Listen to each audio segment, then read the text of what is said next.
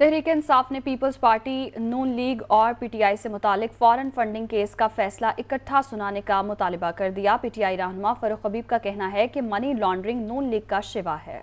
नवाज शरीफ और आसिफ जरदारी भी हिसाब दें कि उनके अकाउंट में पैसे कहां से आए। वो लाहौर में मीडिया से गुफ्तगू कर रहे थे। जो भारत इसराइल की बात करते हैं, आपके ताल्लुकात होंगे।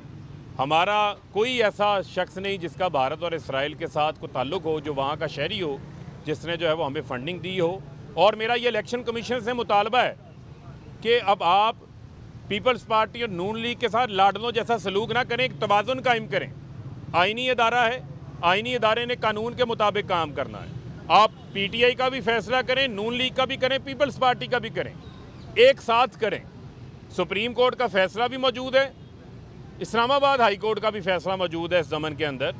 और अब हम पीपल्स पार्टी और नून लीग को भागने नहीं देंगे। मैं सारी नून लीग को, शहबाज शरीफ को, नवाज शरीफ को, मरियम को, सबको ये चैलेंज कर रहा हूँ कि आएँ। हमने पीटीआई ने अपना हिसाब दिया है, आप भी अपने खातों का हिसाब लेकर आएँ। ये जरदारी और पर्ची चेयरमैन बिलावल भी अपने खातों का हिसाब लेकर आएँ, अपने पार्टी अकाउंट्स का हिसाब लेकर आएँ। पता चले ही आपकी पार्टी के अकाउंट्स में पैसे कौन डालते रहे हैं।